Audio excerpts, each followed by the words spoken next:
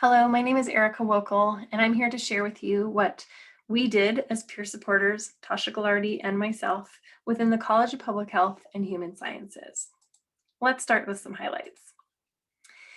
First of all, we did a needs assessment in which we conducted a survey through Qualtrics and followed up with interviews with faculty that had more information and wanted to give more insight. From all of those, we found out that our faculty had a desire to create a culture of teaching within our college. They also knew that there was a lot of resources out there to help them with remote learning, but they were overwhelmed to find those answers.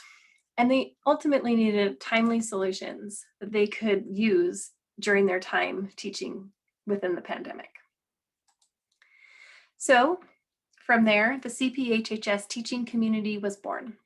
During winter term, we presented very timely teaching tips that they could use. We recorded them, we sent them out to them along with some newsletters.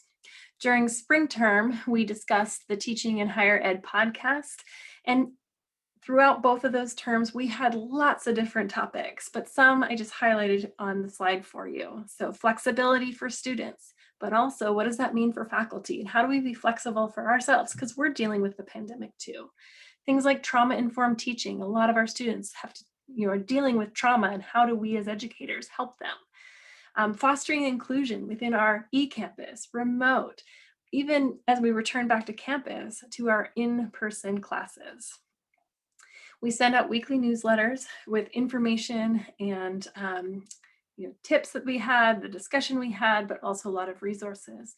We also had one-on-one consultations, and we responded to emails as faculty needed. So what impact did we have? Here's a couple of quotes, just kind of sum up what our faculty felt. You can take the time to read many of these, but I'm going to highlight the one that's dead center, and that is, my teaching experience has drastically improved this term compared to last. I think a lot of it had to do with the advice that you gave me.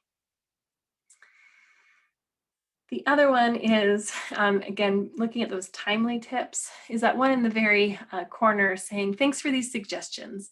They are very helpful. I will add some of these suggestions into the class and amend the syllabus today. A few more that I think really resonated with both Tasha and I as peer supporters. You know what I appreciate the most? Feeling like there was support and we were all there as a team for the greater good and to make learning better for students. It was so easy to feel alone and unsupported, and this teaching community helped get over the bumps. Lastly, one of my favorites is I enjoyed the variety of topics covered, the sharing thoughts and experiences with other participants. The presentations, podcasts, and guided discussions expanded my knowledge of teaching, reinforced what I was already doing well, and suggested ways I might improve my teaching. So that's what we did. Thanks for your time. Take care.